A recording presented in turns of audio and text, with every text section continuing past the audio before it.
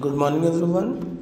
Today we will solve the fourth lesson MCQ, that is financial planning, lesson number 4. इसमें कुछ ज़्यादा calculation वगैरह नहीं रहता है, बस रिमाइंडिंग वाले मतलब याद रखने वाला चीज़ रहता है, जिसमें दिया है कि rate of GST on essential commodities dash. Essential commodity में कोई जीएसटी नहीं लगता है, तो rate of GST will be 0%. The tax labelled by the central government, that mean जो सेंट्रल गवर्नमेंट हमसे टैक्स लेता है और विद इन द स्टेट, हम स्टेट में भी अगर हम करते हैं दैट मीन्स ट्रेडिंग, तो उसको हम बोलते हैं CGST.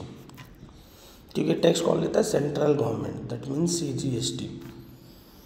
GST system was introduce in our country from the 1 July 2017. Text book में फर्स्ट पेज में लिखा है 1 जुलाई 2017. The rate of GST on the stainless steel utensils is 18%. और GST दिया है 18% है. Then the rate of state GST, obviously state हो या CGST सेंट्रल हो, ये दोनों आधा होते हैं, तो 18 का आधा कितना होगा? 9%. In the format of GST there are dash alpha numerical there. GST number जो बनता है तब वो 15 अल्फा न्यूमेरिकल होता है. टेक्स्ट बुक के 3rd या 4th पेज में रहेगा. And the last one is given when a registered dealers sells the good to another registered dealer. अगर डीलर से डीलर हो रहा है तो इसको बोलते हैं business to business, business to business.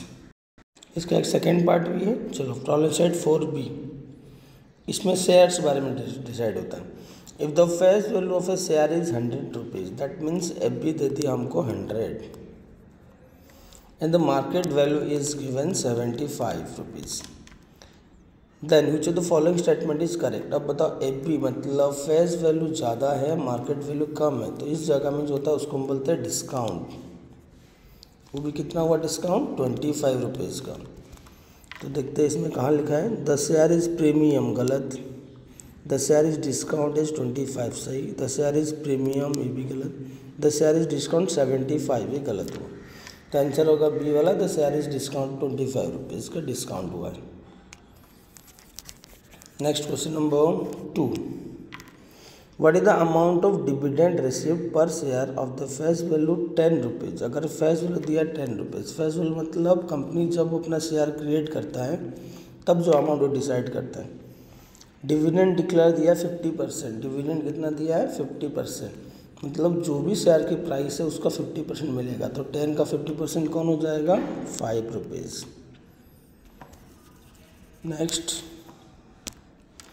the net asset value, NAV stands for net asset value of a unit in a mutual fund scheme is 10.65. then find the amount required to buy the 500 such unit. Okay, इसकी सच 500 unit मतलब multiply करना simple.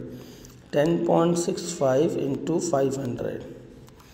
For 20 point will be removed, so multiply 5 with the numbers. So 5 5 25 carry 2, 5 6 32 carry 3, 505 5003, 5 1 5. The answer will be 5325. Rate of GST on the brokerage is dash. GST में brokerage कितना लगता है? 28%. Rate of brokerage on GST is always 28%. Remember that.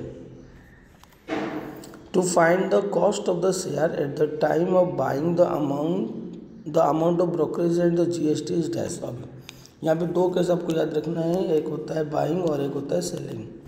The time of buying you have to add all this thing, that is brokerage and the GST, but in case of selling you have to subtract. So here the case is given to find the cost of one share the time of buying, so you have to add it. बस this much is the MCQ the 4B. That mean दोनों 4A और 4B मिला के इतना ही MCQ था. इसमें कुछ calculation part ज़्यादा नहीं है, बस कुछ चीज़ें जो याद रखने वाले होते हैं.